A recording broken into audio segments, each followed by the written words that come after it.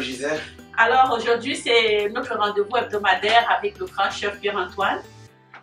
Aujourd'hui, Pierre-Antoine, qu'est-ce que tu nous présentes? Qu'est-ce que tu vas nous préparer aujourd'hui? En fait, on a 3 recettes.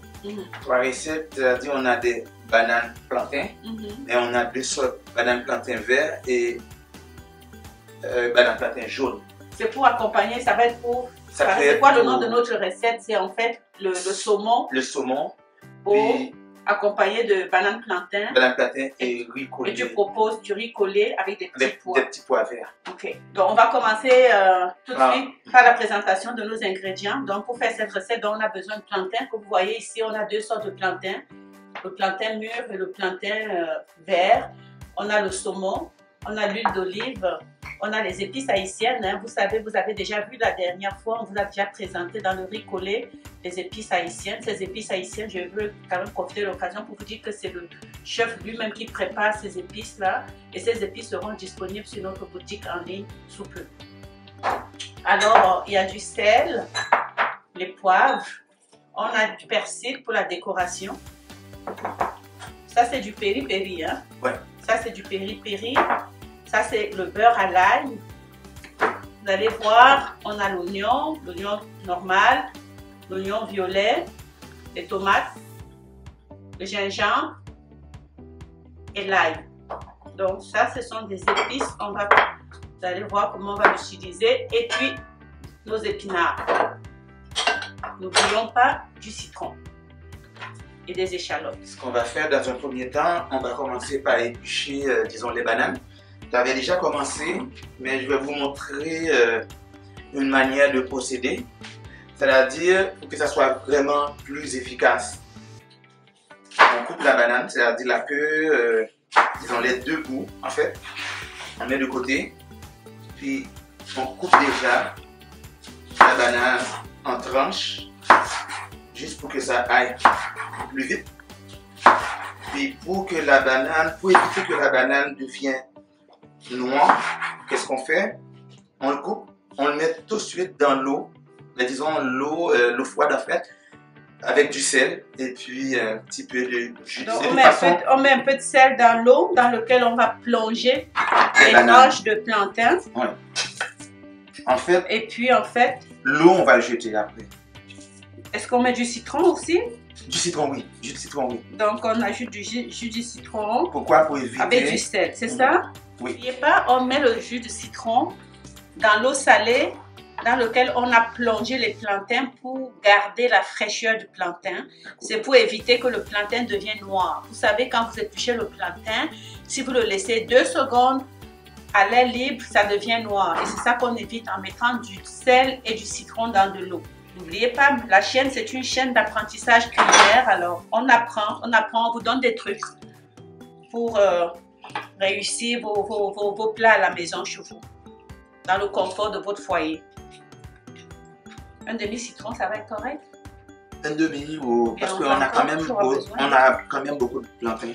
On va mettre un carré de beurre dans le chaudron. Un carré de beurre dans le chaudron. Ok. Tu peux ajouter un peu d'huile. Ok, c'est bon. Et on va utiliser une petite cuillère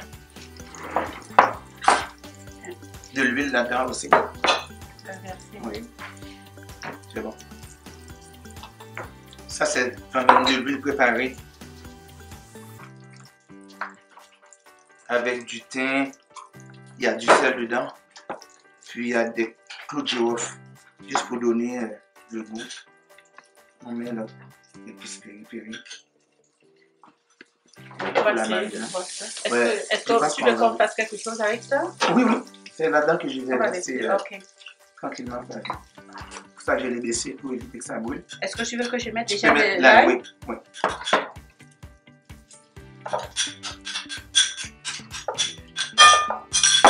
On va mettre le feu à intensité.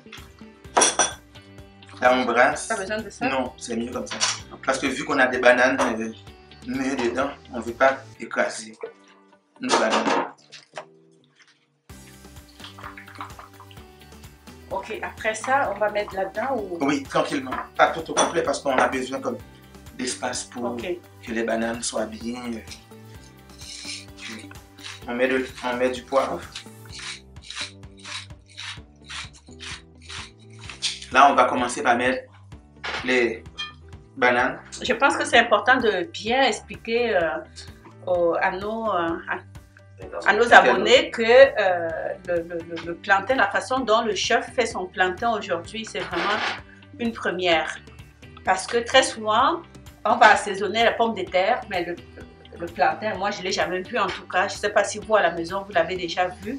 Alors regardez comment c'est beau, assaisonné. Écoutez, on s'attend à avoir vraiment beaucoup de plaisir aujourd'hui, Oui, hein, grand chef. ça va être quelque chose de bon. C'est quelque chose que tu manges comme ça, juste comme une collation. Ouais.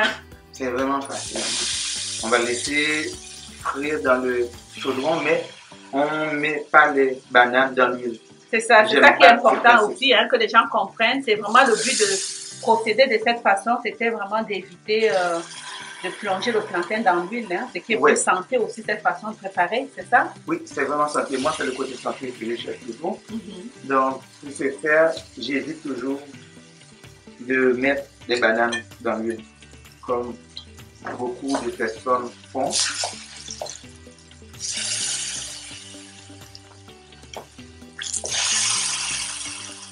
On cuit, on doit cuire chaque côté à peu près combien de temps? 2 minutes, 3 minutes, on retourne. Il n'y a vraiment pas de temps, c'est quand on obtient la couleur vraiment qu'on veut, et c'est là qu'on détermine vraiment si c'est prêt. C'est prêt. Ouais.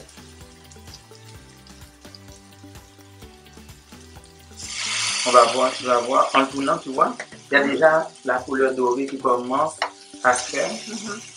Puis, c'est pour ça qu'on garde notre feu un petit peu doux pour éviter que ça aille trop vite. Parce que si on met et ça devient trop vite, qu'est-ce qui arrive? La banane n'est pas cuite à l'intérieur.